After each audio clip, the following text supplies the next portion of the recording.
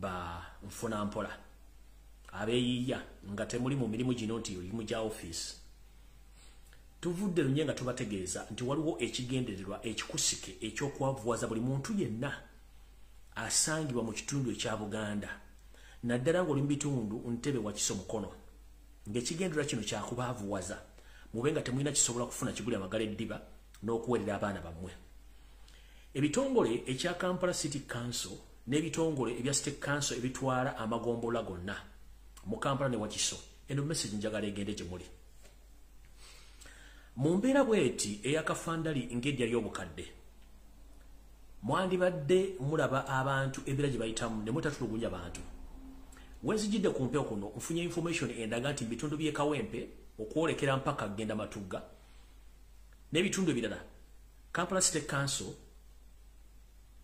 abajasi ba SFC basi bayita ba UPDF abajasi ba SFC n'aba military mugenda maaso okukola ebikwekweto okugoba abakyala abaana n'abavubuka ku nguudo kubadde bakolera okuliraana ekkubo nga mbajjako muga mulongoosa kibuga.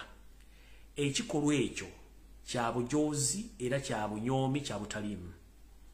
Tukimanyi mu Uganda abantu bangi kati zenkolawo zendya ate nga tebakyalinawo bajja ssente okuggyako okweyiyo okuteekawo business. Ne mutandise okukola operation okwetola Mukono Kampala Wakiso Ntebe nga mugoba abaana abobuwala mugoba abakyala abakulu bannamwandu ne bassemwandu n'avuka abavadde mu masomero abaali bafuze okuva mu bubbi okuba nti bagiyiya mu ngeri esoboka mutandise okuyola ebintu ebimagoba ku makubo. Gowa Kampala State Council naawe wa military agoba omwana oyo esaazi n'amugirako ebintu bye ku kkubo. Omwana oyo bw'anaanyiiga nga buliddwa ekyokukola jjukira alina okunoonya ekyokulya ajja kusibira ku baana bo oba ajja kusibira mu njuuyo akuggyeko TV akuggyeko essimu sinakindi bw'onoobanga resistance oba olemeredde ku nsonga eyo gojje ku nkuba badde alina ekyokukola ajja kwettira naye nga tomanyi lwaki alina obusungu obukutta lwa nsonga mu abalumba gye bakolera gye babadde balina okufuna ekikumi ne mukibalemesa bagenda banoonya mu mayumba gammwe bakuba obuyondo babayinja ga pavement obatte babaggyeko ebintu byammwe olw'ensobi gye mukola.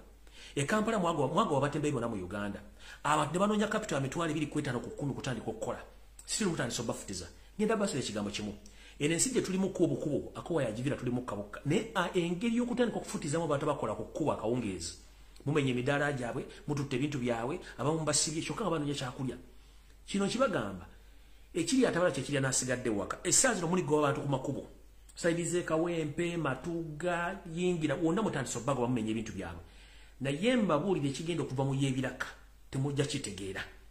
Muyinza okwolesa obukugu kubanga ntegeddeko n'ebifo ebimu ebeeyita ba first family baagala amataka ge baagala okutwala mu bitundu ebyo bazimbawo zi mall. Ng'omukyalo no gwe nawooninga eyita Diana nakuwooninga ne gaba va ku mataka g'abantu naye ogaanye baŋŋambye okifudde lunye okukwata abantu beruzira saidi ngoveruzira ngotuto kutuka luzira kiromba awo saidi awo baŋŋambye nti olina ettaka liwagulawo in the disguise naye ne bootagula bonna bamenyeewo abali basibidde mu makomera wateekawo ne safe house bwe basibira abaana b'abantu ku byalo abaresistinga obubbi bwo. Daana ekyama kyo nali nkisirikidde naye onfoosinga nnyo okujja okwogera ebigambo byo ojja kuswala nnyo Daana. Oli mwana wa buwala toli mwana Muganda nakugamba naye towulira bano b'okyunya bano be Baganda banno oli taata agenda kudda eri Rwanda sina kindi bayinza omuddira mu kofi gw'oyita taatawo nga tesi taatawo. Ekikolwa ky'okutulugunya bannayuganda mberekera awo mujja kwekulira akabazzi kugulu abe mugoba kukuba bagenda okujja mu mayumba gaba bakyunye so kabadde akalowoozo ka leero kati njagala genda ku kigulalo kikyaleero vidiyo etandike. Buli muntu yenna njagala obere ku vidiyo eno mwenda ba bloga ba Nupu mbagala ku vidiyo eno oba posting oba commenting njagala bloga Nupu ku vidiyo eno lwali njagala basomesa bateekemu sense mu mitwe. Omanyi mugera n'embeera ne mwefuula nti mutegeera nnyo ku media n'olowooza nti mutegeera nnyo ne mutategeera kyemudiringa nakyo kati nzize olwaleero.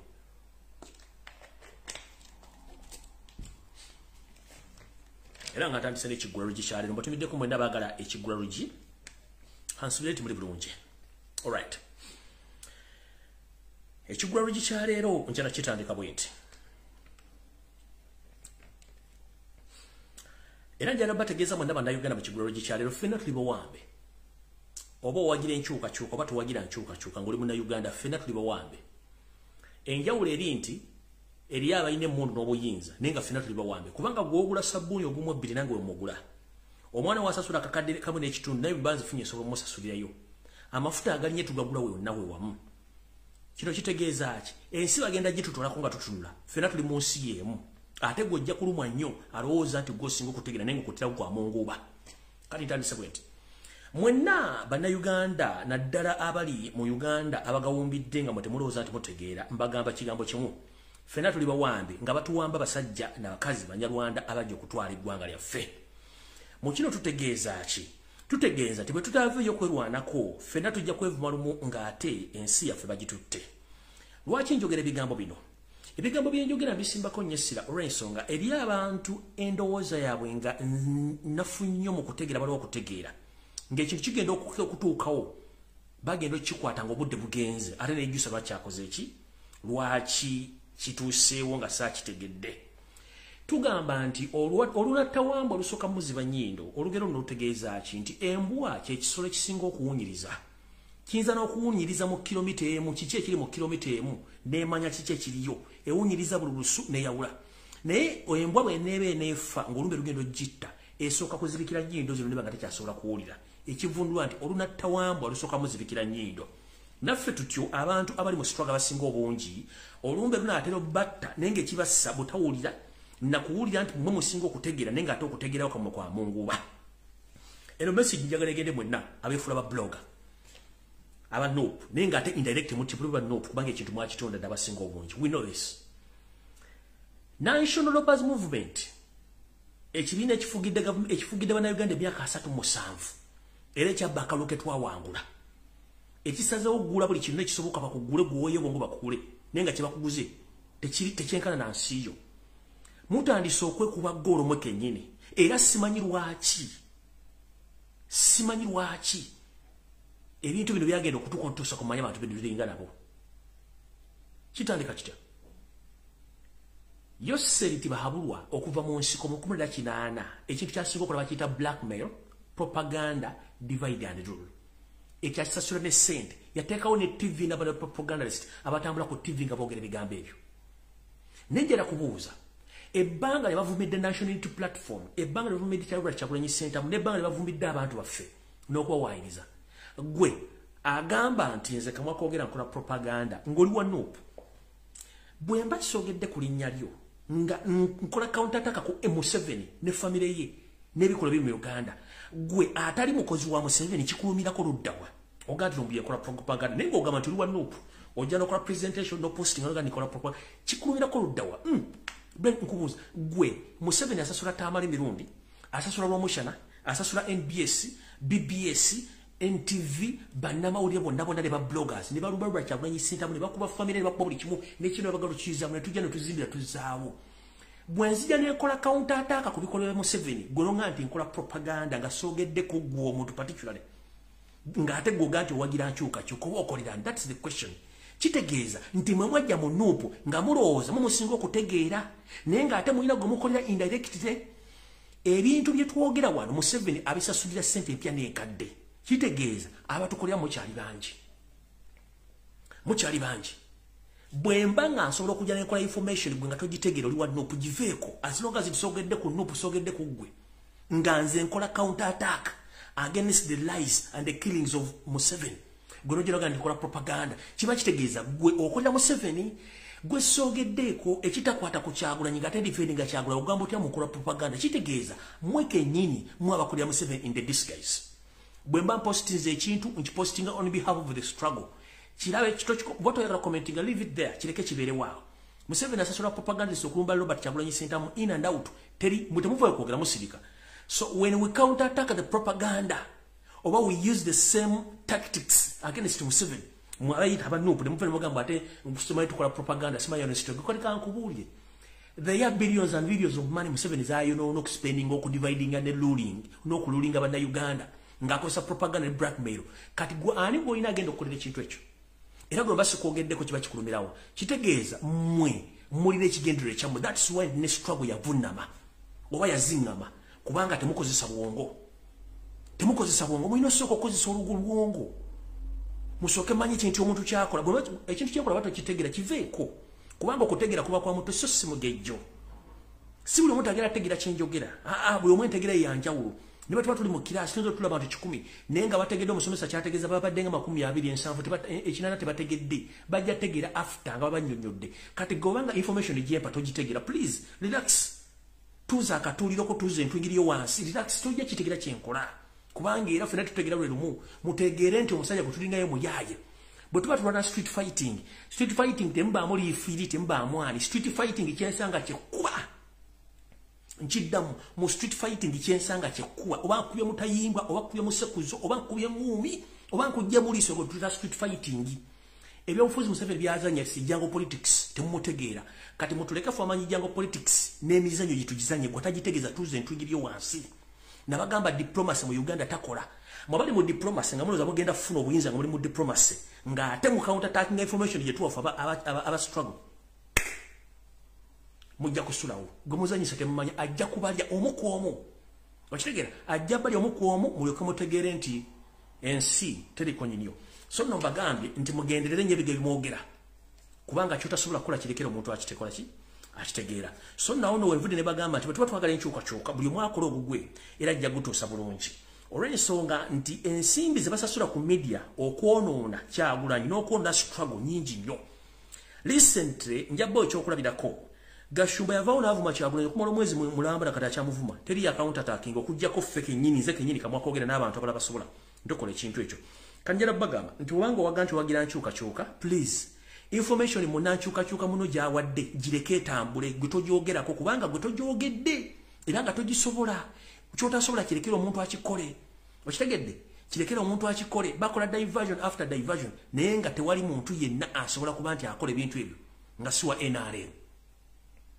so mwetereze ekiri atabala kikiri nasigadde waka before it's too late kuba tuna kintu kyosobola kukola mu struggle wumuzengala byo fa bajjo kisobola tukitwale kubanga twatandika bangi bameka baliwo twatandika ba blog nga tulinga nga twalinga ba blog bibiri twalinga blog 10 kati ne bononye 10 to kyasobola bafuna ne bononye 10 to kyasobola bafuna mwaragawa kati fa basigadde abakola tula kimu tutambulirako mukakkane bwe mbate muyina kye mulina kitegeeza musirike lie like an envelope sit your ass down era muterere bulungi nnyo muterere bye mutasobola tumbiyesibako muve waawo sigenda kulwawaabo ekigulalo ginkimaze kyalino kati ngenda tandika firimu era ntandika video eyandese mu bulambalamba ntandise ntya kansubire nti yoseri otuuse kubanga njala kuno yoseri tibahabulwa ne family yo alright njagala abenji omugenzi abadde katikke wekika ky'embogo omukulu Emmanuel Majega ono eyatufuddeko mu ggwanga erya America mubere ku video eno njala tandika nammwe oyo yabadde katikkiro wekika ky'embogo omukulu Emmanuel Majega era yabadde director wa CEO wa MK Publishers katonda gwe yajjirudde ngali mu ggwanga erya America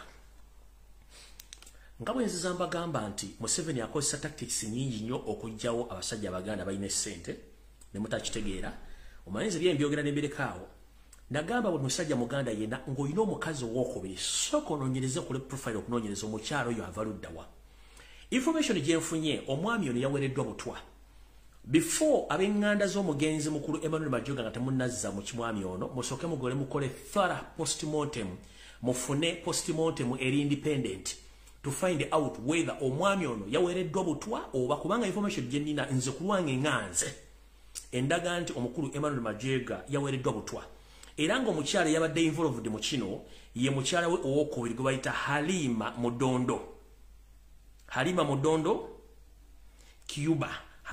Cuba yono era naye baŋŋambye mukyala Munyarwanda yono gwe baŋŋambye nti ayinza okuba nti yali ebegewa kino ekintu mukyala Munyarwanda mutegedde bulungi era omukyala ono abadde mu ggwanga lya America omwami ono bwe yamaze okufa omukyala ono ekyensonyi era nga bakola Abanyarwanda kyeyakoze ye yasibye mbusibye bibye omulambo n'aguleka mu America n'ajja e Kampala mbonaakola olumbe bw'obanga twadde mu mission ya semwami ono nga nganze information gwe ngifunye kubanga bagenda kunoonyeza report casting event obuto baddemu gwagenda okukwatibwa yoyo omukyala ye mukyala w'okubiri agambibwa okuba nti yabadde mu ddiru eyawadde omukulu we butwa era nafa. Ekyensonyi omukyalo ono yadduse mu America ng'amaze okulaba ti dile wedde n'adduka n'avaayo kati ali Uganda essaawa zino. Ali Uganda essaawa zino olw'amaze okukola omulimu gwe era mujja kuwulira thereafter ng'ebyobugagga by'omwami ono byonna bisaasaanyiziddwa mu ngeri yonna esoboka. Omukyalo ono Halima Mudondo Kiyuba ngenda bawo essimu ye abasobola omubuuzaako mubuuzeeko essimu eyo ya ggwanga lya America kuba gy'abadde akozesa. Eri Kasaraba 15 08 73 93 38 mukaaga ye namba ye abasobola omubuuzaako. Omukyalo ono yono eyakoze ekikolwa ekyo naye mukole thorough investigations about enfa y'omwami oyo kubanga omukyalo ono yadduse mu America ng'ekikolwa kino kimaze okutuukawo ye ne yeekomerawo e Uganda era mbu yakumye olumbe e Kampala. Oleka otya musajja ugoga nti musajja wabadde omwagala gwe nodduka n'okoma mu Uganda. Oyo nno sigenda mulwako kangende ku video ende kangende ku information eyandese njagadde kusooka kuyisaawo ekyo. Alright. Njala kuyisaawo n'akalaamu kano Abannayuganda mwenda bali mu ggwanga erya Canada njala bategeeza nti olukungaana semakungaana olwa International Summit on Gender Based Violence olugendo tekebwa mu kibuga olugendo tekebwa e Canada ambategeeza nti ennaku z'omwezi tezinakyuka n'omugenyi omukulu tanakyuka omukyala Bobi Kyagulanyi Ssentamu mu First Lady ng'ennaku z'omwezi 3 okutuuka ennaku z'omwezi 4 omwezi gwa September omwaka 2022. Nembagamba nti ayagala yenna okweta mu lukungaana luno waliwo enamba zino zingenda basomera nga bwe bacoordinate bagenda coordinatinga conference eno kuli omukyala Doreen ali ku mu +16479290340 omukyala bamuyita Doreen. Then kuliko omulala bamuyita Adrien ali ku 0703 osobola omufuna ku ssimu ezo ne bakolera nteekateeka okusobola kubanga wetaba mu lukungaana luno olugenda okubeera e Canada or Netherlands. Mbagaliza mikisa myerero kuba nti mugenda kubanga mbeera mu lukungaana olwo musobole okusomesa eggwanga na buli kimu kyonna ekisoboka. So no awo sigenda kulwawo kujjako kutandika information ngitandise ntya. Information njala gitandika bwenti. Omukulembeze wa Robert Kyagulanyi Ssentamu wonna wooli nkimanyi kati watwisedda mu ggwanga lya Netherlands njagala obere assertive nnyo era be very careful gy'ogenda okulya gy'ogenda osula b'ogenda osinkana kubanga emitego mingi gyentegeddeko egitegekeddwa mu ggwanga erya Netherlands. Netherlands ly'eggwanga eririmu abanyampi abayitirivu kati era nga abanyampi bano bakolebwa omukyala gwe bayita Million Black ye mukyala akwasaganya embassies ezimu ez'emu Scandinavia countries awo mufanfe wayo seti babalo tabasala mutano wa kalejensi ya tamazeze de saga bisibe. So emitego mingi nnyo omuli Bannayuganda bennyini abeefula nti bankyuka nenga ate balina omukimu omukyamu n'abo abanyampa nenga bafuula nti bakwano gyo nabo mwe bali. So enteekateeka nyingi era ntegezeddwako nti omukulu gwe baakuteekako oba gwe baakuteekako olukongolo okuba nti ye amaliza mission okujjawo ye mukulu Nyereko Muhammad eyita Mr. Kagege. Ono wetwogerera ennaku zino n'emisango genda omuga nti okulonda kugenda omusango genda kuddibwamu omukulu ono gwolaba atambudde ensi eziwerako era kati nga wetwogerera ali awo mu Europe alina waatudde atuzize engalabi ye agezaako nnyo okukolagana ne banyampi banne okulaba nti bakutuusaako obulabe mu ngeri yonna esoboka naye obulabe bagenda okutubajja kukuba masasi ne bayinza okukola kye tuyita scientific elimination or scientific assassination. So be very careful in your movements whenever you meet someone where you're going to sleep or you're going to eat. Please be very careful. Even the seat where you're going to be seated in that conference, be very careful. Kubanga Nyereko Muhammad jali ekimusirisiza ng'omusazi obyayi ku kkubo ali ku mission ennekusifu gwe gy'otamanyi. Robert Kyagulanyi Ssentamu AK Bobi Wine. Be very careful gy'oli mu Netherlands ne gy'osuubira okgenda. Nyereko Muhammad mwe muyita MP Kampala Central Muhammad Nsereko. Mission yamukwasibwa dde wano kwe kuba nti ayina okumaliriza gwe alyoke afune kyayagala era gyali. In the connection, in the same way nange gyagala okukola mwana kubanga tryinze naye nze namutegerera mumanyi era mumwabya buli lunaku. Naye mukulu Robert Kyagulanyi Ssentamu, whenever you are, please make sure nti mu Netherlands gy'oli making sure nti obeera weekengera nnyo buli muntu gw'olabye olw'ensonga nti bano abantu abanyampi bangi nnyo mu ggwanga lya Netherlands nga ne embassy yennyini ey'omu Uganda embassy ya Uganda Netherlands nayo yandiba nga y'omu ku bo abali mu nteekateeka eyo. Okay. Awo nvuddewo kati ntandise information eyandese ntuufu. Right. Mwenna abadde bamanyi ababeera katabi ng'omanyi nti obadde ojja drones okuwamba drones bikoze bitya njira bategeeza nti omukulu abadde chief operator wa drones zozo ngaba nabaganda Museveni bw'omukozi bw'akozesa amala n'akutta mufu njala bwa mawulire gano buli mwategere nti Uganda weeri siwe n'okubeera mujja kutegeera kati ntandise information endala. All right, nga sinagenda wala nnyo kansoke mpisewo message eno message njagala egende mwenna abasajja n'abakazi oba abasajja ba Kabaka ne bazaana ba Kabaka n'abaganda mwenna. Amanya gayinza Lumbuye Fred ekekemiko ali ndi musajja muganda ataliko kubuuza emirimu gyange ngikolera no ku internet okutegeeza eggwanga n'okubasomesa.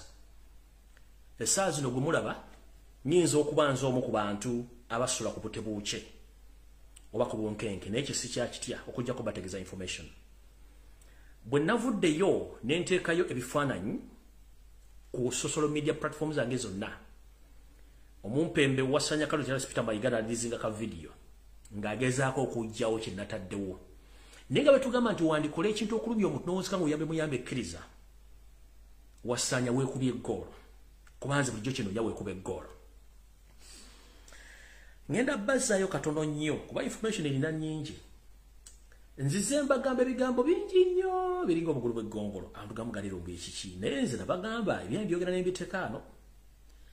Essaawa zino wetwogerera Ssaabasajja Kabaka yawambibwa and that's the fact. Ssaabasajja Kabaka yagibwako media ekyo ekyokubi. Ssaabasajja Kabaka yaddibwako abantu bonna abalina omukolako emikolo egy'ennono egy'obuwangwa n'okuyambibwa bamugibwako. Ssaabasajja Kabaka abakuumi be abeekyama nabo bamugibwako kati amagye ge gamuvunaanyizibwako. Naye amagye gano mu nnono n'obulombolombo amagye gano tegakkiriza kubeera ku Ssaabasajja dde omwetolola. Waliwo abambowa abalina okumubeerako okumpi kubanga bano bebennono abalina okubeera ku Ssaabasajja Kabaka abali mu kikula kino. Bano bonna babajjawo olw'ebigendo bya Wasaanya ne Museveni mukama we. Bano abambowa gye baalaga bonna bagibwawo. Bano bambowa abakulemberanga n'okukuuma empologoma ne kati essaawa zino teri amanyi gye bali. Abo bambowa abalina okukuuma Ssaabasajja Kabaka mu ngeri yonna esoboka. Akakodyo kano bakatandika batya? Bwe baali batandika okusanyawo ebyokwenda bya Ssaabasajja Kabaka basooka genda ku head office ez'abasajja abakuuma Ssaabasajja Kabaka. Ndowooza mujjukira ekibombomu ekyatulikira ku mulyango gwa Bulange era mufiiramu musajja mukulu eri akwasaganya enkuuma ya Ssaabasajja Kabaka bambi n'afa. N'omumbo w'omu era naye yattibwa oluvannyuma lw'okuba nti yalina ekitereke ekyali kimuweereddwa omusajja omukulu mu Uganda. Ekitereke kino kyali kimuweereddwa Sir Edward Muteesa nga n'atera okuwaŋŋanguka. Bwe yali ategezeddwako nti ayagala kusinkana Mayiga namugamba Mayiga musajja mukyamu n'atwala obuvunaanyizibwa okulaba omumbo omu ku bo agenda atwala ekitereke kino Ssaabasajja Kabaka. Omusajja bamutega mu bo bamutomeza boda n'afa n'ekitereke ne kibula okutuuka sa tekirabikakako. Okuva lwe bateeka bomu ku Bulange emmenga awo nekuba abasirikale ba Kabaka awo entabo we yatandikira okuva n'okutuuka kati ebyokwenda bya Ssaabasajja Kabaka ne bikyankana n'apaka olwaleero. Munnange munnono Ssaabasajja Kabaka alina kye tuyita protocol. Protocol be bantu abavunaanyizibwa ku mbaawo ya Ssaabasajja Kabaka mu ngeri yonna esoboka. Ssaabasajja Kabaka ayambadde atya? Ssaabasajja Kabaka atambudde atya? Alidde atya? Baali balina okusinkana, baali balina okubuuza era buli kimu alina kikola atya? Era ne wabanga agenda kuba nti atereezebwa waliwo omuntu alina omuvunaanyizibwako. Gye buvudde kati wabeeranga omukyala yatambulanga ne Ssaabasajja era nga yakwata ensawo ye nga ne waba Ssaabasajja Kabaka kalidde bulungi nnyo mu ntebe ye. Wabeera omukyala ebbali awo abukalidde bulungi nnyo mu busuuti ng'era aliko n'olubugo olwaffe Oluganda ng'atudde ye ng'ali awo alina kusavinga Kabaka mu ngeri yonna esoboka. Naye omukyala oyo mutunule vidize omukyala takyabeera ku protocol yavaako. Kuliko abambejja abalina okutambula Ssaabasajja Kabaka mu protocol babajjako. Kuliko abalangira abalina okutambula Ssaabasajja Kabaka mu protocol babajjako. Ssaabasajja Kabaka abalwadde alina omusawo aw'obuvunaanyizibwa alina omubeerako nga wannono yalina okukwatakana n'abasawo ababulijjo abasawo etutabano abasawo bana bafa abatali ba kinnansi balina okwogera nabo yenga wa mukolo waali omwami obamugoba netaberawo. Tulina abantu ne ba driver bonna abaali bavuga Ssaabasajja Kabaka bamujjako kati SFC evuga Ssaabasajja Kabaka. Emmotoka Ssaabasajja Kabaka teteekeddwa kusuulamu wadde omusirikale protocol naye yine emmotoka ne waliwo abantu ab'enkizo ng'omuntu alina okulabira Ssaabasajja Kabaka ng'atudde mu mmotoka omwo n'omulaba abira mu maaso akutte fayiro ze bonna babajjamu kuliko SFC. Mu Buganda Sebuufu Bwango takulemberwa tebamukuba mugongo.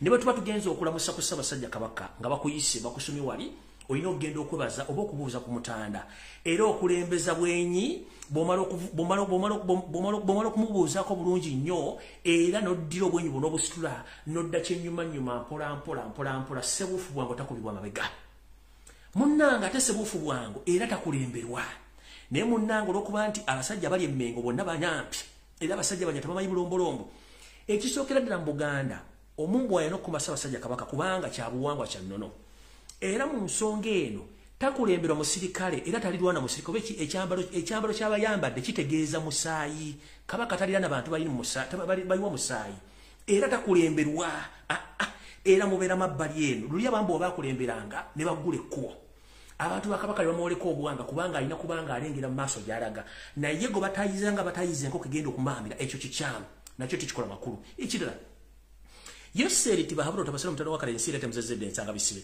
ani bukyanga yali abaddewo yalabye kuba Yoseri ngamukutu bamutereze saati bamutereze ekitogi obe kooti oba kumwambaza mask obiseera bino agiyambaza yokka Ssaabasajja Kabaka kale katugambe yatuuka ddi mu mbeera ey'okumwambaza mask nga tasobola kujambaza kyekibuzo kisooka ekyokubiri protocol yalagawa kubanga mwatadde video mwaloza ne counter attacking information yange nende mutamati mwade mweyambula where is the Kabaka's protocol ya Kabaka yalagawa to the extent Kabaka bwagamba nti ngenda kuvaamu wano ayina okuvaamu kubanga eyo ebeera wiringiye nagati ndo kuvaamu naye bwe mwatuuka ekitemu Ssaabasajja Kabaka nayagala okuvaamu mwali mumuganya okuvaamu amajege gamu era drone yange nabo information tibakikola kati era bategeeza mayiga nga tunasiruwaza abantu mission yo tugimanyi era ebikola byonna bya Museveni kwebuzaabuza nga afukaana aba oyagala sympathy now you are paying the bloggers osasula obusajja okujja okulumba lumena abantu abala nedda the fact is tumanyi Museveni mwakola emirimu gye kubanze namusoma from A up to Z nawe yenkola gyokola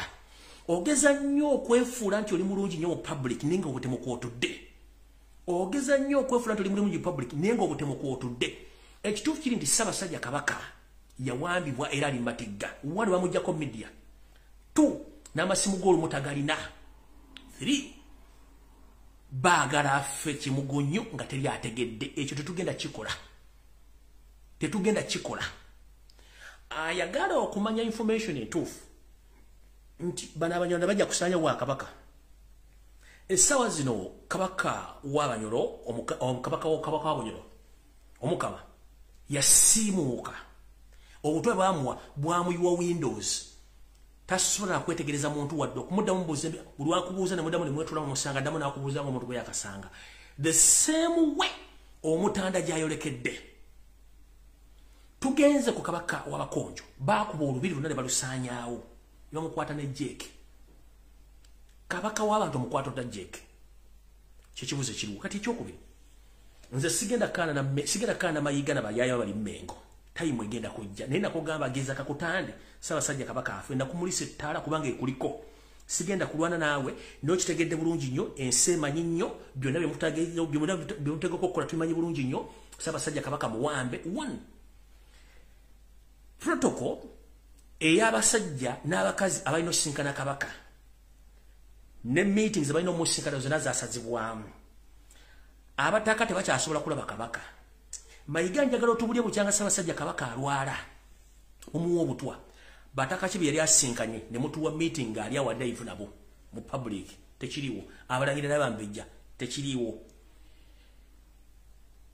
ne bannabyabufuzi bonna abali balina osinkana Kabaka programu zaagwa mutaka ekyo nakyo weekiri kati mayiga njagala otubulye bw'oba tolina kyokweka era nga Ssaabasajja Kabaka tomanyi nti mwamu obutwa twagala otegeke bannansi ab'ensonga batali ffe bakakwerege nga bannaddiini bafune press conference n'omutanda bamulabeko boogere naye twagala bannabyabufuzi abamanyikiddwa bakole meeting ne Ssaabasajja Kabaka bambuuze kiki ekimulu kinsonga kyegenda maaso twagala bajjajjaffe bakulu b'ebika n'abataka basinkane Ssaabasajja Kabaka ku bwenyi bambuuze ki ekigenda maaso kino bw'otakikola tukulagira nga ndaba gisimufungize mu Bwakabaka bwa Buganda Kabaka takuumibwa bamagye Kabaka akuma bambowa tetwagala kuddamu kulamu gyasiina nga yeetolodde Ssaabasajja Kabaka kasita tuddamu lukirane kyapeninga wantu wena kitegeeza Ssaabasajja Kabaka mwamuwambisa magye tasobola dde okwetaaya wadde okwogera ensonga yonna abasajja n'abakazi abali mu Buganda abatali Baganda bokka bagamba nti lwaki Ssaabasajja Kabaka tavaayo n'ayogera nti muwambe taata maama njala kutegeeza Ssaabasajja Kabaka Gwolaba Mutebi si yoli gwali omanyi omusajja omuggomevu. N'eddoboozi lyennyini okwogera oliwulira nti eddoboozi alijja wala kyekisooka. Obundi bwazaabalaga ng'ak'okuyimirira Masaka bwe yabalaze yabadde abalaga nti bantu bange nkimanyi munjagala naye obulamu sirina ndi muwambe. Olw'okuba nti yabadde tasobola kukaabira mu bantu nakuba mulanga kwe kwewaamu mulaalo n'akuba engalo zino okubalaga nti bannanyi mbaagala nnyo munjagala naye obulamu bwange bukola ki bugenda.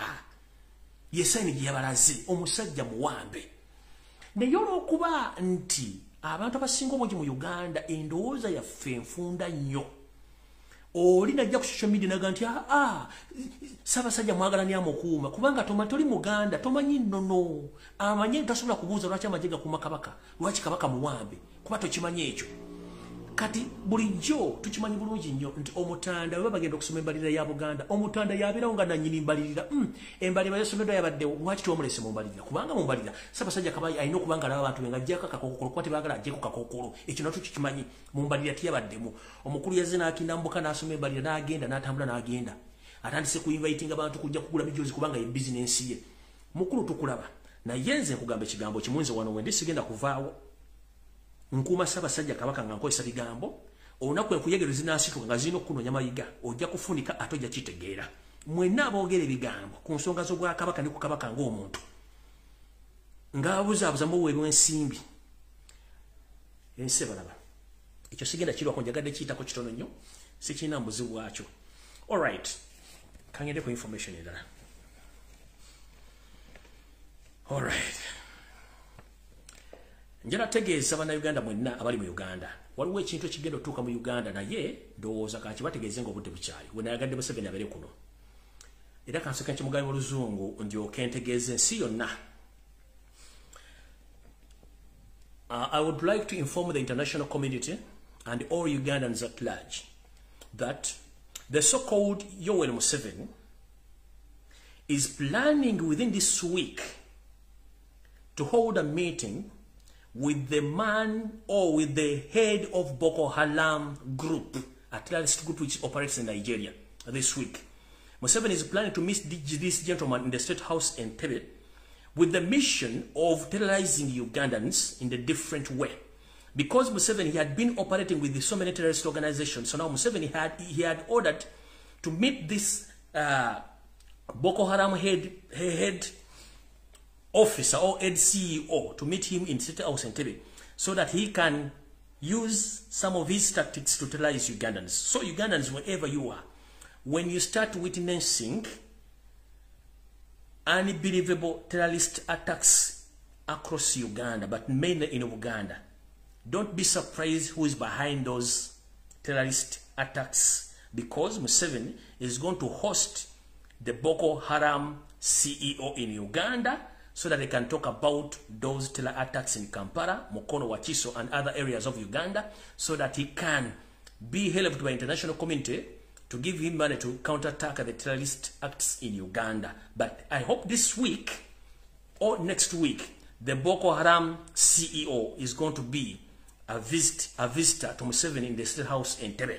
So bana Uganda mwendanjala bategeza nti omukulu ono agenza okulaba nga ekintu kya ADF tukikubye n'asalawo ayite omutujju atawanye eggwanga lya Nigeria akulira Boko Haram gwagenda okukyaza mu Uganda either wiiki eno ng'eggwako oba wiiki ejjanga etandika era nga enteekateeka zonna zaawedde omwami ono ajja kuyingira kiro atuuke mu State House Entebbe bateese kiki bagenda okukola era mutandika okuwulira mu Uganda nti bawambye essomero ly'egi ne batwala abaana bonna oba waddewo okutta abaana ng'ekyali ekicwamba oba waddewo okukola ekintu kyonna nga kyabutemu obutabadde bwa bulijjo mu Uganda mutegeere butegeezi nti omukulu ono bamaze omuwa tactics ez'okukola ebintu bye kubanga ADF already tutandise ogikubamu bituli n'ekibiina kya M23 era nga mu meeting eno muyinza okubaamu abo balowooza nti ba ADF naye ng'ate ba ISO ne CMI mugenda kubeeramu abakulu kubamu kuba M23 label group etawanya Congo kubanga baagala kikola ne mu Congo. Mujjukire nti omukulu ono yayingizaako abasajja ba Afghanistan bayingira Uganda naye teri amaanyi ba Afghanistan bano gye bali nawa gye balaga abantu bangi nnyo bayingidde eggwanga Uganda n'ebigendwa ebikusike nga tobimanyi so mukitegere bulungi nnyo nti omukulu ono alina mission ey'okukola ebintu ebyo. Ngenze mu maaso.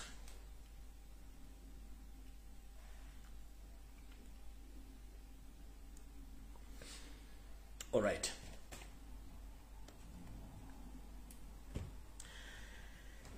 Kati bana Uganda nga muchaga wumbidde njagala balaga ekifaananyi kino mukitegere bulungi. Ekitawanya ffena kiri ekintu kimu. Tuganya okusooka okumanya ekizibu kya Uganda ki. Ekizibu kya Uganda Museveni so si bana Uganda. Bana Uganda bambeetaaga kumala kutereza Windows. Yo said tiba habura bwe yali ajja mu Uganda yajjanga refugee ku myaka 10 n'ennyina. Nako isomo kisonga nga balina ekigendera kyabwe ekyokuwamba eggwanga Uganda era ne bali wamba. Enkola gye bakola mu gawamba eggwanga Uganda ye enkola gye bali mu kukola mu ggwanga lya Congo. Ono y'omu ku boogezi ba M23 musajja munyarwanda. Wuuyo musajja munyarwanda naye yeyita mu Congo. Kati omwami ono n'ekibija kya M23 enkola Museveni gye yakolamu nabo gye bali mu kukola okwagala okweddiza eggwanga lya Congo omuyita Major William Ngoma ye M23 spokesperson. Naye head owa M23 yasirika takyayogera. Kati ono gwe bateekawo mulabeko n'akatambi k'abakyala bambadde nga Bakongo bambadde bitengi nenga face batuusi bennyini nga bali mu kwogera mu Lukongo nti baba batababalawo. Kyekikola kikimu kye bakola mu Uganda. Museveni yajja n'akamafuregi nga bbanja akontoloza ati munyankole kumbe yali musajja munyarwanda ne batwala eggwanga lyaffe katulwaki tulwanako essaawa zino. Ne mu Congo bakyanguyidde okukirwanyisa okuba nti bakikakawutataka nga obudde bukyali bawe bati batandika. Ono y'omu ku banyarwanda abategomya Congo eyeeyitambu mu Congo owa M23. Kyebakole Congo kati sasa bwekyali mu myaka okuva mu myaka gy'enkaaga egy'ensanvu egy'ekinaana mpaka nakati okutuuka bananise okumamira subu y'omu ategeere kiki ekigendera kyaffe. Bana basajja si bana Uganda. Era buli muntu awera ssente okulya mu nsi yo kukimanyi nti ensi yo ojuguza munyarwanda pure naddala kano kagurupu k'abatuusi. Wetwogerera olwale ebitundu bingi abantu bali mugobe mu ttaka kubanga ekigendera kyabwe kyakutwala ttaka. Njala bategeeza before abakulembeze bonna abaaliko nga tekwali kikuba bantu ku ttaka nga tekwali kutwala bantu ku ttaka. Naye lwaki Yoseeri bw'amaze okutuula mu ntebe nakkalira mu bitundu bya Buganda abantu bagobebwa ku mataka olw'ensonga nti bagezaako kuzimba kintu kya batwale Buganda ne Uganda nga tewali muntu bakuba ku mukolo bateekemu abanyarwanda baabwe. Mu Buganda tubadde tutudde entende n'abantu abasinga obungi era nga abantu bantu bawane w'okutuula ne batuula bulungi ne bazimbamu amayumba gaabwe ne balya ne banywa ne bazaala n'abaana nga tetulina buzibu. Era nga mugati wali gwe bagoba ku kibanja nga tuwana ebibanja ku bwereere nga n'abantu basasula busulu. Kiki ekyatuukawo oluvannyuma lwa Museveni okuyingiza ideology ye mbw'aleeta abanyarwanda mu ggwanga oditwala. Kino kyerabikira mu bintu bingi nnyo njala tegeeza bannayuganda njala muggula amaaso era buno mpaka njala bugende mwenere bannayuganda. Ekibba ttaka okuliwa abanyarwanda kyekigenda mu maaso kubanga babajjako eddembe lyammwe okulimanya n'okulitegeera. Gye muvuddewo katono mu Uganda twabanga n'amasomo agaasomesebwanga mu ssomero okutegeeza bannansi ensi yabwe bwefaana ebiragiro n'amateeka bibikola kati amasomo gano gagibwawo. Mu Uganda twasomanga kye tuyita political education mu secondary level kyavaawo. Era ne batusomesa ne tuyita civic education nakyo ne kivaawo. Ku university ku mutendera gwonna oba okola sciences oba okola arts batusomesanga kye bayita constitutionalism. Kino kiinako obujulizi kubanga n'amasomero ge tusomyemu ku international level teri muntu oba ng'okola arts oba okola sciences olina okusoma constitution y'ensi eyo mwole kumanya amateeka n'ebiragiro. Njera kubuuza abantu abasomi Makerere ani bukyanga bajjawo okusomesa amasomo gono ne Makerere bakyasomesa constitutionalism bakyasomesa constitution ya Uganda tebakyagisomesa kubanga ono yibo yamala okutegeera nti bannayuganda banategeera ebyobufuzi ne bategeera ebyafaayo bya Uganda ajja kuba ali mu buzibu. Yensonga lwaki abasajja n'abakazi abaliwo bagezi bategeeza bannabyabufuzi musomese bannayuganda constitution mu nnimi zaabwe mugikyuse mugize mu nnimi zaabwe era n'obutawo mugabire ku bwerere buli kitundu kyonna ekya Uganda.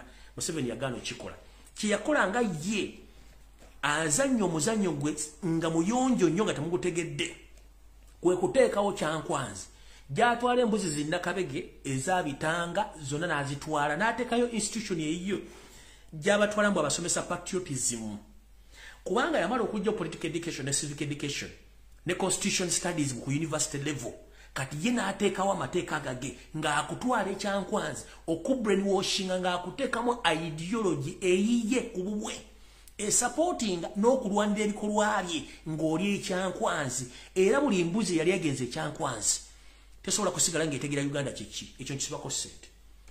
Teri mbuzi yali egenze ekyankwanzi neevayo ng'ekyasigadde kye kimu. Bwe batetandise kulya biwata omuddo eguvaako bwe batevudde ku muddo edda ku ccacu yeyengeri Museveni gye bafumba b'omu n'abajja ku bimulina okutegeera. So ekyo kivuddeko ngenze ku information endala.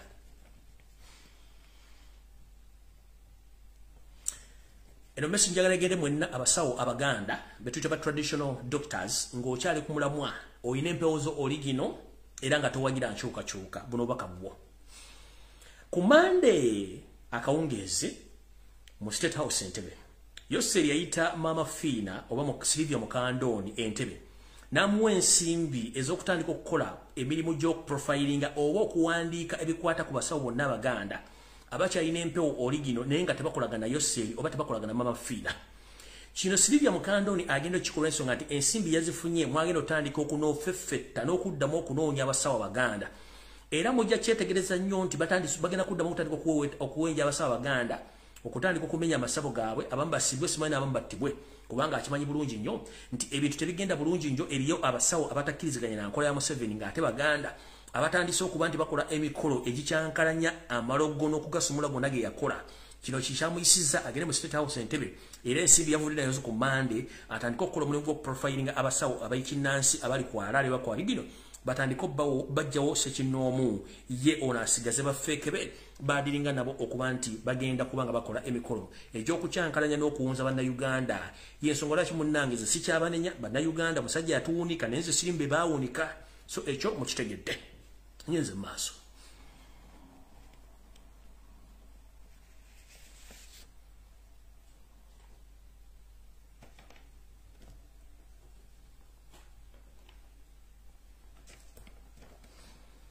Akawungezi ka Joe omwogezi w'amagye yavuddeyo ne yeegaana ebikolwa ebitegeezebwa ku TV ne ku social media nti abasirikale bamaze emyezi 6 tebasasulwa n'agamba ekyo kikyamu bafuna omusaala.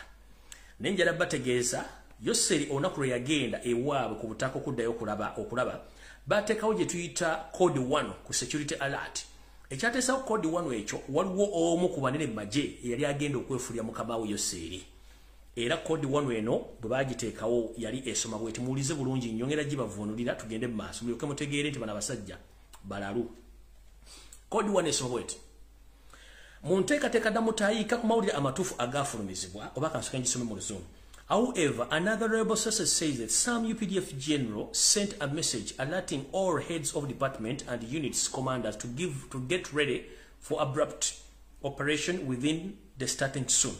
Bagambye newankubadde mu ngeri endala yonna okuva mu nsonda ez'esiga zigamba magye ga UPDF nti bajjeno abamu basindika obubaka obutegeeza abakulembera ebitongole by'enjawulo mu magye ga Uganda ddala bakomanda okubeera obwerinde ku nteekateeka oba ku nteekateeka eregenda mu maaso egenda otandika nga obudde bukyali tugenze mu maaso. Okusinziira mu nsonda ennekusifu munda amyuka omuduumizi w'amagye Eweru yasooka n'ayimiriza message eno era n'ategeeza unity zonna ba unity commander okugezaako okuyimiriza ekintu kyonna ekyokufulumya amagye gonna okugateeka mu bitundu by'enjawulo. Era ate abamu ne bamugamba nti message eno efulumiziddwa etegeeza abajaasi bonna obutakkirizibwa kutambula oba kufuluma mu kifo kyonna era n'asangibwa ng'afulumye wakubalirirwa ng'alidde mu nsoolokwe era amasasi gajjamu kubirwawo ekino kifuluma. Endala reliable sources zigamba nti General Eberu oluvannyuma lw'okutegeera obubaka buno olw'okuba nti Yoseri yamulekera obuyinza bwonna kyamutwalira obudde n'akwata essimu n'akubira Yoseri ng'ali Rwanda n'amutegeeza mukama wange nfunye amawulire agandaga nti munda mu ggwanga mulimu enteekateeka ey'okuwamba obuyinza nga toliiwo. Era Yoseri n'alagira Eweru ne banne basobole okukontaininga embeera eno. Olwero bwe yavaawo n'akubira muhoozi Kanyerupama eyali mu bitundu by'obuvanjuba bwa Uganda n'amutegeeza nti nfunye information nti waliwo ku egenda ogenda mu maaso. Era ono muhoozi Laaga n'ayimiriza butereevu pate yaliyo mu mambuka eyo ne basobola okukontaininga embeera eno olw'ensonga nti ekituufu kyali kiti tukoolo baali bamuwambye nga bwe bawamba Obote ng'agenze era mu lukuŋŋaano lumu olwali Singapore. So neyo kodi eyabadde esomeddwa nti wabaddewo okuwamba okwadde kugenda mu maaso. So no mukitegeere. Kati omwami ono ekizibu kye tebalina ssente ziwamagye za kusasula amagye nga ne bwetwogera essaawa zino mpozi nga meeting ewedde waliwo meeting eya security etudde mu State House Entebbe okusinziira ku dooni yange baddemu bateesa ku ngeri ki bagenda okulimba amagye ga UPDF naga SFC nti bagenda kutandika obbawo akakadde k'ensimbi okuva n'omwezi ogujja. This message go to all my brothers and sisters who are still serving in UPDF. Let no one lie to you. because Museveni is in panic. Museveni doesn't have even a single coin in his account, even in Central Reserve. Now they had a meeting today discussing about your salaries. You've been yearning for salary increment almost for 6 years. You've taken 8 months without getting salaries, including those people who have been serving in AMISOM in Somalia. They are lacking their salaries almost now for 3 years. Right now, they have a meeting in the State House. They're discussing the salary increment. Let me tell you, this is a well-planned move to lie to you that they are going to increase your salary. Whoever who have been getting 600,000 Ugandan shillings is going to be increased up to 1 million. This is a decoy. Don't be fooled. Museveni has no money to pay you. Watch anyone be.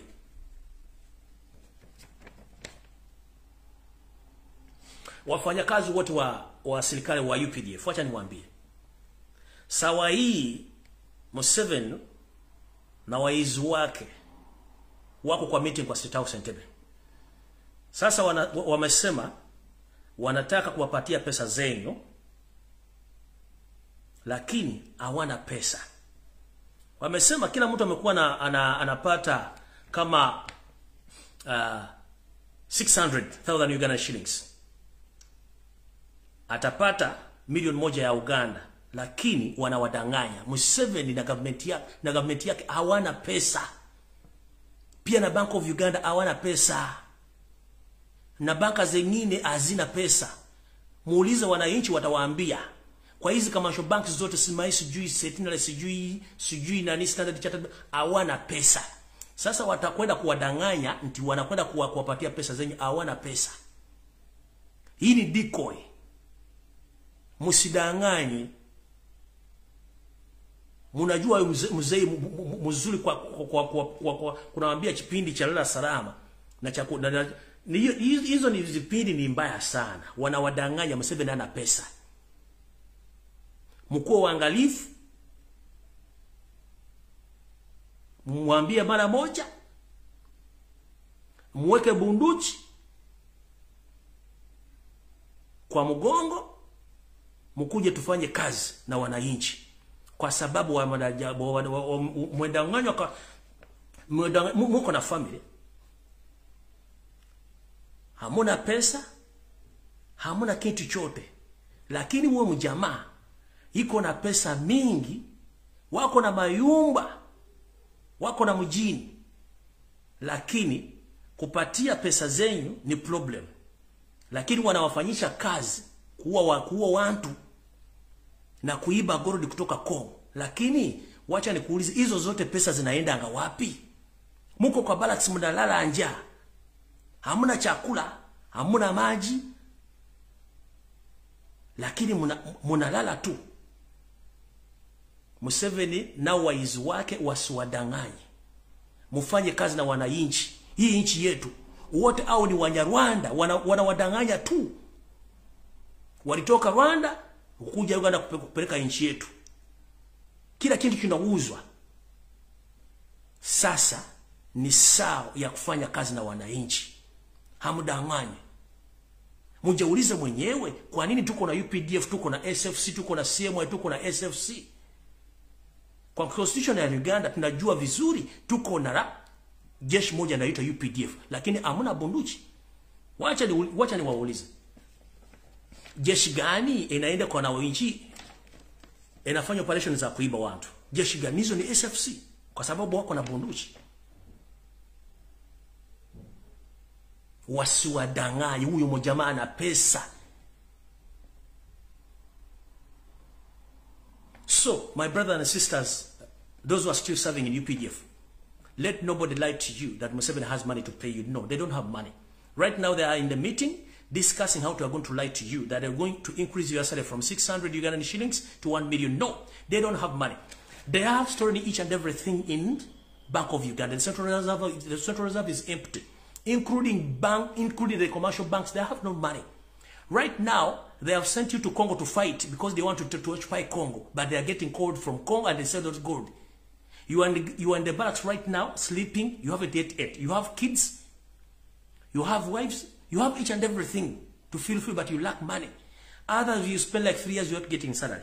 Other of you spend 8 months without getting salary, but you are there sleeping. These people, they have mansions across the world. They have mansions in Uganda. For you are sleeping in tent. You are sleeping in tent.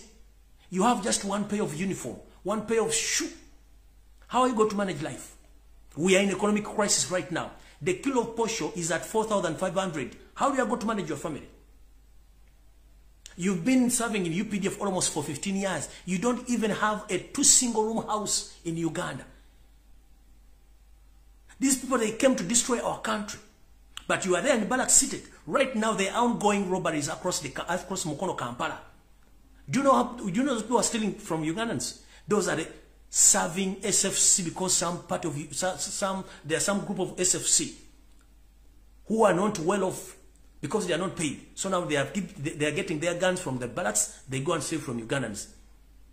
These days, there are own abrupt red blocks which are taking place across Kampala and Wakiso. People have been stolen at night. Laptops, phones, cars, and each and everything, even money, they have been stolen from Ugandans because you guys don't get paid well. Right now, they are in a meeting trying to deceive that they're going to increase your money. They are lying to you. Museveni has no money. If teachers are still striking, they are not paid. Doctors, the same. Even police officers are not paid. What about the serving UPD officers? They are just lying to you. Nothing is going to come of that meeting. They don't have money. It's better you wake up and add yourself and add your efforts on the suffering Ugandans, and we get lead of this rotten regime. Because these people, they came from Rwanda, they have to go back to their country, Rwanda. You understand? All right, cutting ends of mass.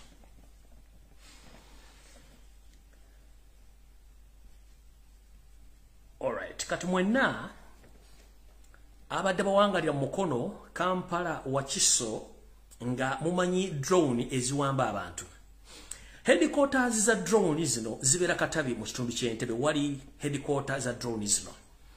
Drone zino zoperatingibwa ogenda okukima abantu bonna abawakanya yosete babula otabasala mutano wa Karekezi. Drone zino zirimba private operatives nga bo baba contracting agenda kuwamba abantu bo ba location bagenda bawamba omuntu.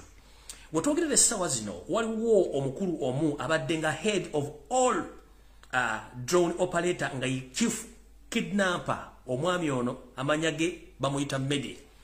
Abatamanyi Medi kamuwalage mujjukira omusajja eyakwata musajja mukulu n'amusitula mu bbanga n'omukono gumu oyo gwe bayita Medi. Kamubalage wano. Oyo gwe bayita Medi. Yoyo Medi. Yoyo Medi mumujjukira bulungi nnyo. Yoyo Medi ngenda ba information emukwatako muliko mutegeere ensinga bwetambula.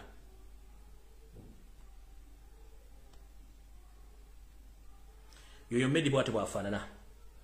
Wetwogerera sawa zino Medi zembuyagezi kunta ono awakigambibwa awambi bannayuganda ddala abaana Abaganda abasukka mu 13 ng'abatulugunya mu bisembo batulugunya mu safe house ez'enjawulo ng'abatambaazibwa n'ebitundu bitategedde. Medi ono sawa zino ombuyagezi kunta bakambe bamwefuulidde ne bamutta.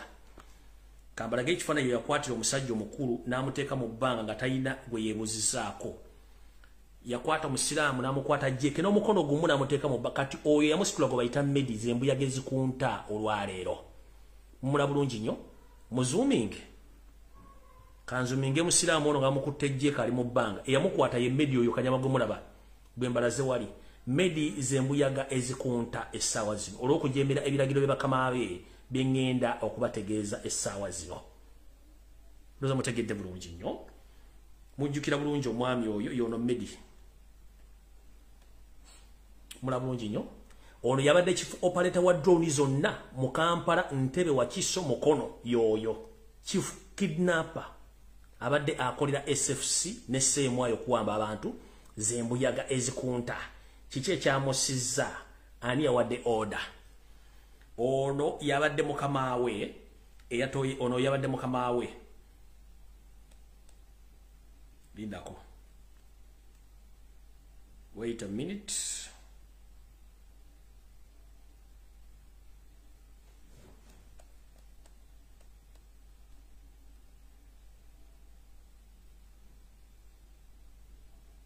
Mbalagi wano ekifaananyi kituufu.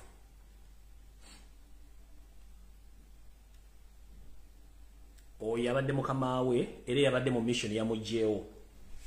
yo yabadde mukamawe yatoye mission eyamujjewo bamuyita Ranso's Grace oyo mwami akola mu SFC bamuyita Ranso's Grace yatoye order eyajjewo Medi kiche ekyagisizawo Medi wobotuula okakkane oyo ye Ranso's Grace musajja munyarwanda yako ye chief operator wa drone zonna mu Kiso Ntebe Kampala era nga kigambibwa aina omusayo gwera abaana 15,000 zebawambye era ne battibwa abala tutumanyi bali yoyo Ranso's Grace musajja munyarwanda operating ira bitundu by'Entebe era nga ye yatoye order Medi attibwe olugero lwabadde lutya yoyo ndoza wera bana oyinza kuba koli mayinze babayi mubeera ko nnyo kuno ne mukamoka akola yose yoyo ayinza kuba yategedde nti basse omu kubadde bamukolera emirimu yoyo kamubongere wano Ranso's yoyo oli omweru ono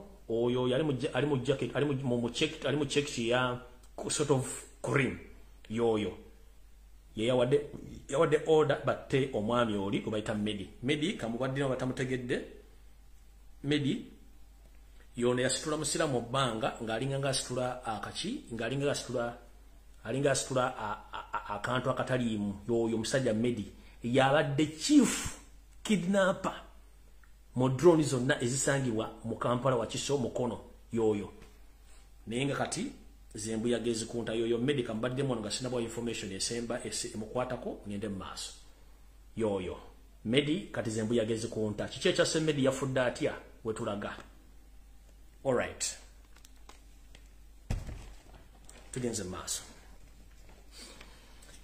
mwenna abala benchuka n'abagala enchuka mwenna abadde bafiirwa bwabwe nga temanyi gye baalaga ekifaananyi ky'embalaze wali waggulu omukulu Medi ne mukama we Ranso's Grace musajja omunyarwanda ye chief coordinator coordinating drone zonna mu Kampala wa Kiso Ntebe omwami ono mukulu Medi yabadde nga adinga n'abantu abalala abakola on behalf of the state okuba nti bagenda okidnapping abaana b'abantu ne babatta era wetwogerera omwami ono naye zembu yagezi sikunta yabadde adiringa mu kukola operations across Buganda naddala wa Kiso Ntebe Kampala era nga ye head of kidnappers mu bitundu by'Entebe wa Kiso Kampala Mukono ngera omwami ono offices bazibadde Katabi ku Lwentebe opposite works Katabi munaba manyi Katabi omwami ono wabadde operatingira era kati zembu yagezi kunta kigambibwa Medi ono mukubadde mukuwamba abaana talina mukwatira nsawo era nga kigambibwa mukono gye yengo omuntu Medi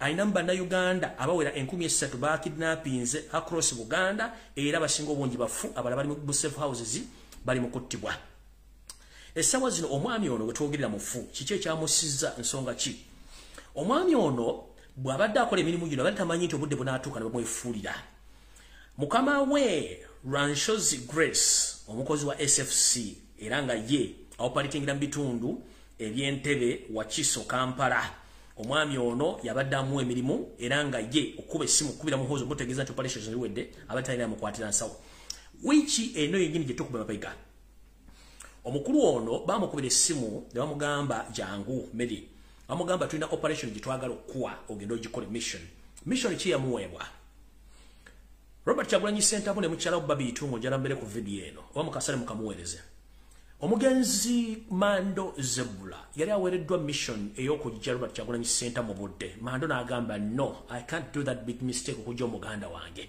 Mando n'agaana ebyaddako mwabimanya era yose lina confirming nti basajja bakoze omulimu gw'okutta Mando ekyo ne yekuba ggoolo n'anyooka the same happens to Medi which ewedde yayitibwa mukama we on Ranso's Grace n'amugamba mission gye tugenda okuwa olwaleero yakugenda kunoonya Robert Kyagulanyi Ssentamu oba mukazi we Bobi Itungo omukidnapping mukube afe fe tujja kukola investigation tukwate tukuteeke eruzira watu kutwale mu kooti bakuteeke eruzira naye nga buli mwezi ofuna sente zo wanaite ebbanga lya mwezi gumu wanaite ebbanga lya mwaka gumu oba ebiri tukute ofulume ogenda oli obulamu nga bwe twakola omukyala Duraru essaawa zino ali mu kulya obutaalo oluvannyuma lw'okutta omugenzi Kazini omukulu n'awamala omuwa missionary y'okutta oba okuwamba Bobi Itungo Kyagulanyi bwepone bbaawo okumutta Bobi Wine omukulu ono bwe yadde waka mu kayumba ke n'atandika okutunula ku bisenge alabyetola bitambula n'agamba ndowooza bukyanga nkwata abantu ne nerabika tebampadde kwata shaka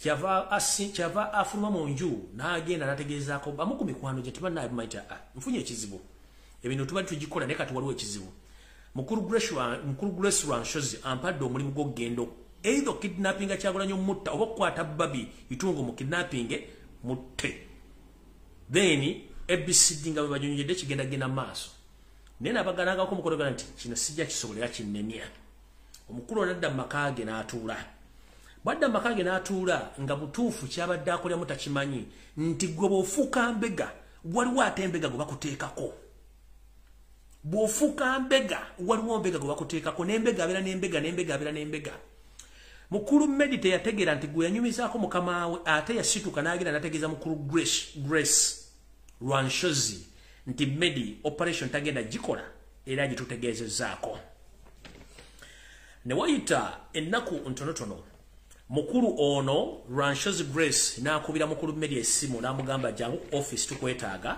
mukulu Medi n'ateekamu engoye n'agenda okusinkana Ranshama teyamanya nti lunaku lusembayo mukulu ono bwe yagenze okutuuka wa mukama we ndowooza namuteramu kakyaya awo n'obunyamanya bangomanya baliiso obunyamanya mubeeramu obutungulu n'ennyaanya ku misito mukulu ono yavuddeyo n'akatwa supa olwavuddeyo okumala okutusinkana mukama we Medi olwakomye waka ng'atandika kukaaba olubuto lukuba obugoma olubuto lukuba embuutu awo n'akubirako kyaliwe n'amugamba waayi ndi bubi ekyavuddemu Medi mukama mukwano gwe n'amukima n'amutwala ku ddwaliro lyabadde okumpi awo bwe batuuse ku ddwaliro eriri okumpi omusawo eyabaddewo n'abagamba nti omulwadde ontugenda musobola mutwale mu Ntebe main hospital naye mwanguweko kubanga omukulu ono ekimuluma si kirwadde kijja bulijjo yaweereddwa obutwa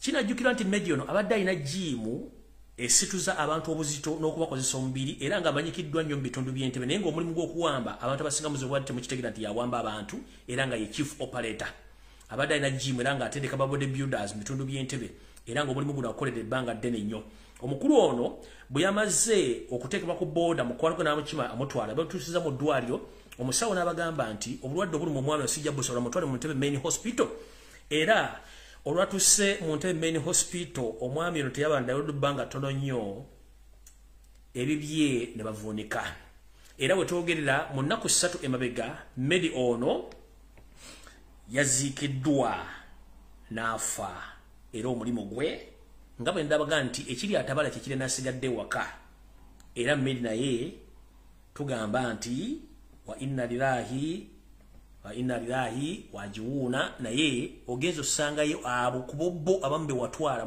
mu kubatta ne mwatulugunyo basiba maka gaabwe ne mwaziika ewatetekeddwa kubanga baziikibwa bifo omwami ono yafudde era yaziikiddwa gyevudde katonda ku ntono nnyo era we twogerera y'omu ku badde basinga okuwamba abantu mu Kampala Wakiso Ntebe yafudde kinono kituzaawa nti nga bwe nagamba wiiki ewedde nti buli mukozi yenna wa ISO semwai ne ESO ng'oli munnansi Munnayuganda nakabala ng'obanja omusaala oba nga wali omumishono gye bakwali nekulema tereobinyike mu nsuwa kubanga ekiri atabala kikiri n'asigadde waka nawe bagenda kutta siwa information nga tejjirako reference nabagamba wiiki eno bagamba nti buli omanyi nti okolera ISO semwai ne ESO ng'obadde obanja omusaala nga togulina batandise obbeekengera nti mujja kuyitira ebigambo kati mukulu Medi ono y'omu ku bo asusse okubeera operative akoze ki afudde ono yabadde asinga okukola ki okuwamba abaana naye yafudde mbabulidde omuzannyo gwali gumuwereddwa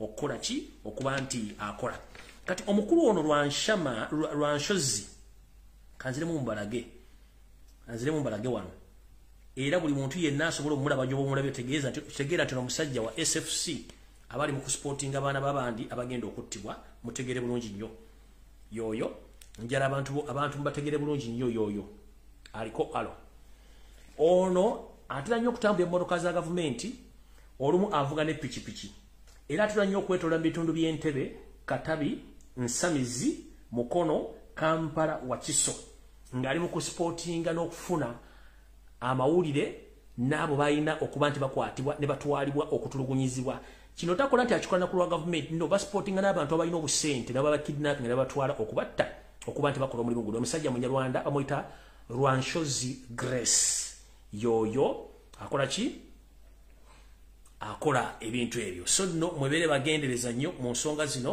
olw'ensonga nti omwami oyo ebintu byakola mubitegedde bulungi nnyo tetwetaaga nnyo kuba nti mumala obudde nga temutegedde bantu amutegedde bulungi so oyo mutegedde bulungi nnyo abadde akidnapping abantu mutegedde bulungi nnyo kamubaddizeemu badde tebamumanyi era emirimu gitegere gy'abadde akola nti yagenze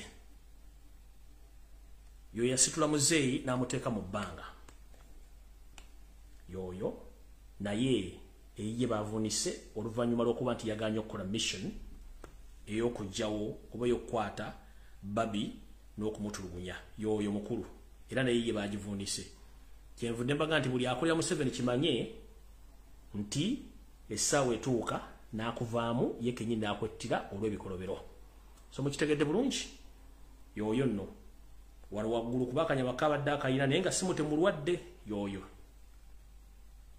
mutegedde bulungi yafudde bamugyeyo bamuwadde butwa mukama we kennyini ne kagurupu kakolera ke kamuwadde obutwa era n'afa n'avaawo so nno ku ssaawa 3:09 saagala balwisa okujjako bategeeza nti buli omu waali webereremu naddala abantu abali mu diaspora mwegendereze nnyo entambula gye mutambulamu endya gye mulyamu ekyokugema banna kibagamba buli muntu waddembe okugenda omugemesa oba mutamugemesa abakola business mu Kampala nabagamba muve mu akendi mukyaganye it's up to you abaganda balina ssente nabagamba mwegendereze muganye okutegeera sirina budde bwammwe ekyo nakibagamba Ssaabasajja Kabaka tudimandinga addizibwe bwe lwagenda jjanjabibwe sina kindi yeetaaga media coverage mayite okuswaza twagala media coverage Kabaka sinkana abantu be ne bono muleta ku Sunday nga botegese enti misinde ja birthday tukimanyi bulungi nnyo gwe n'ebintu ebyotegeka kuba nga mumanyi information wa media okumulaba so no fere tufaayo fe tuwayo information ne tubeera wano ajagala n'ogitwala atajagala n'ogireka ebiddako nziba tebinkwatako kubanga ogwange mangu kuze mayiga nga nabo gisimufungize gya basirikale ba UPDF ku Kabaka waffe mu buwangwa neno Kabaka takunyumba maje mayiga nga nabo gisimufungize gya bajasi ba UPDF ku Ssaabasajja Kabaka ate twetaaga okuddamu okola ku mpologoma yaffe ng'eyina esobola okwogera ng'eyogera n'abantu baayo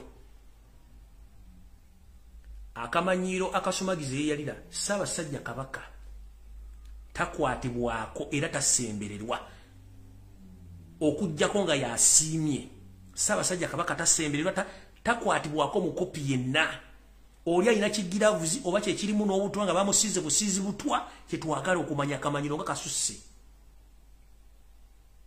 Mwagemu yadda mwambaza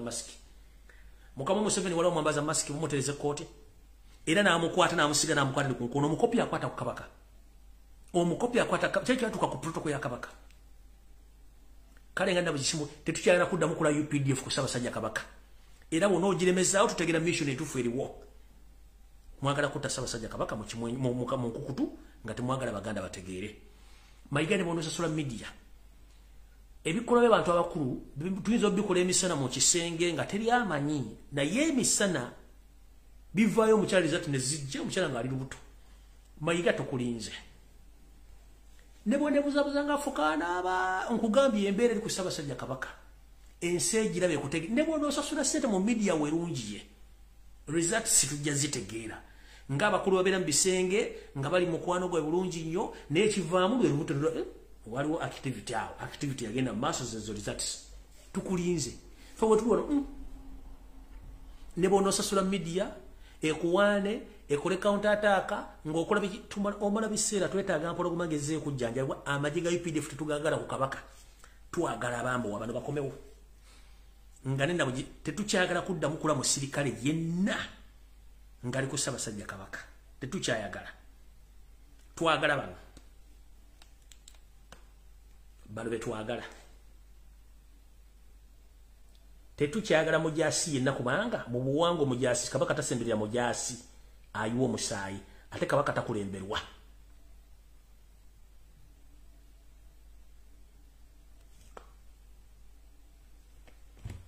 So no Mayiga mwagala ennamba ye n'ekisinga okusesa kikino kankibabuulire. Okumanya omusajja muyaayi, omusajja mubbi.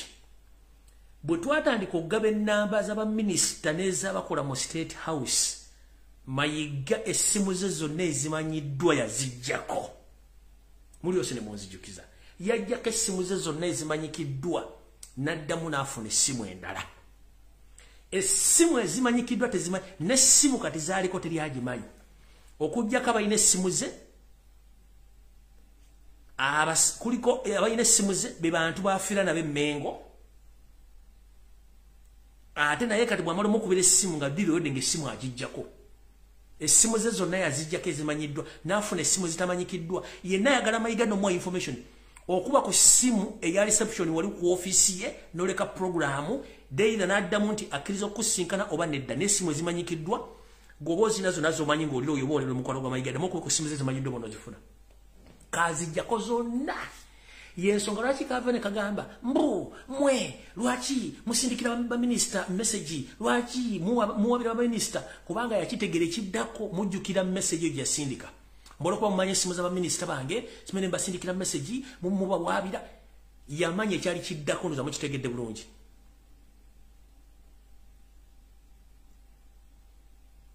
Yamanya ekidda mujjukira akantu akikwe yayogera. Yakimanya kye kiddako. Nina essimu gye nnano sobola giba kubanga bamukyali innocent. Sisobola kukola nso bitali mu bintu bino. Nafunye essimu endala naye nga ya mukyala wa mumaka. Mukyala mangali tasobola kugiba wa olw'ensonga bambi she doesn't know anything. Talina kyamanyi yasobola gikola nsobi. Nanoonyeza essimu ze zonna. Essimu ze zonna yaziggyako omufere yaziggyako. Yafuna essimu ndala mpya. Kwakolera ddiruze. Era bw'amala okukuba essimu nga amaze okuggyako ddiruze ng'essimu agiggyako. Ng'essimu agiggyako.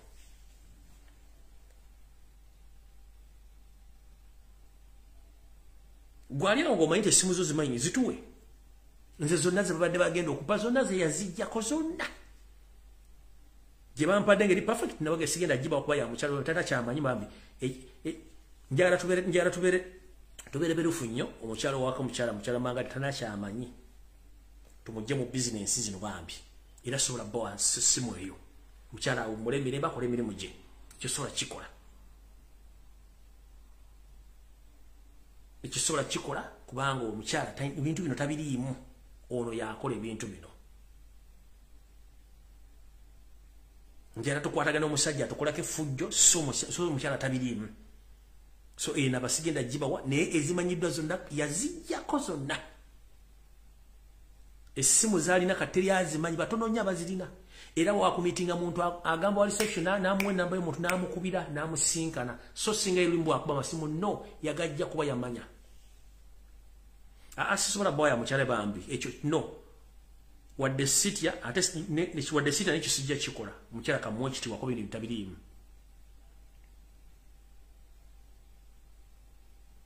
Tabiriimu. Ne njagifuna entuufu zino empya eziriko njazifuna kuba alina essimu ezisukkamu 3. Alina essimu ezisukkamu 3 empya enkadde zonna zaavaako zonna yamanya tugenda mufuna n'aziggyako tosobola zifuna. Bambi munansonyiwa mbagambye n'obuwombeefu sobola bwa nnamba ya mukyalo oyo. She's innocent talina kyamanyi bikolwa Mayiga byakola. Ekyo sobola kikola. Ekyo munansonyiwa mu butuufu mazima geetaagisa mukyala talina kyamanyi. Ng'anyi namba njirina nesobola gibawa. Sisobola.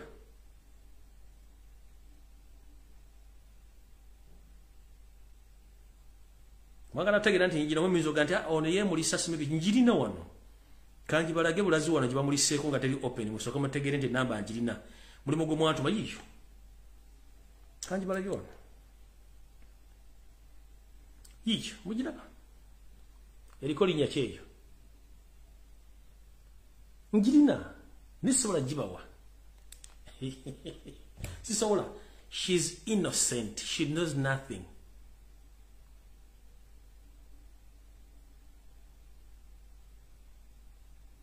Ogo musango sobola gukola bambi mukyala tumujje mu bintu bino fe twagala oli omuyaye namwe musigale nga munoonya mukole search nga nange bwe noonya neziri zonde zimanyikiddwa kazijja ko teziriiko yenna yagala information mo okuba ku simu ku reception wakolera appointment buli kimu kyonna ezize empya kati gwayagala okukola naye deal oba okukola naye ekikolobero gwakubira essimu ate deal oligwange essimu azijja kuyafuuka kati naye muyaye Nalongo naye yamushiftinga yamugjeyo n'abalongo n'abajjayo n'abafulira amakambala yabagulira amaka n'amugjayo yalalo sobola kitegeera kuba nalina mwesonyiwa Nalongo naye yamugjayo manyi yalina ebizibu bingi nnyo muloza balina ebizibu bingi nnyo so Salonga Mulengejja wasanya kaloli Mr. Ala gye weetegereza nnyo ensonga zetugamba iyo system gye mwateekawo y'okuteeka media ne mugiteeka very far from the king tugikooye twagala kufuna kamera ngeri loud and clear ng'esonze mu kabaka maaso ku maaso nga ne baba yogera mu muntu maye kigambo kyayogedde nga n'amaaso tugolaba eye to eye contact nga tumuntu kiraba ebyo okuteeka kamera muziteeka mu distance almost ya meters 5 kuva ku kabaka no ekyo kifu mukitegedde bulungi so enamba nkyaginonya ne nadde efunye nemba mukyala tabiri sijja kikola ekyo sijja kikola enamba yani tutulina budde bwaba naawe so banaye mukama bankomera takumira mpeera tusinkane ku Sunday mbulwange Mmengo ku bimuli nja kola kyengendo okola ku Sunday bwe naba nfunye time nja kubabulira kyengendo okola ku Sunday within these days nja kubabulira kyengendo okola ku Sunday ndabe kyengendo okola ku Sunday mishitagede bulungi kale bane mukama bakumira takumira mpera tusinkane ku nakola rona mweraba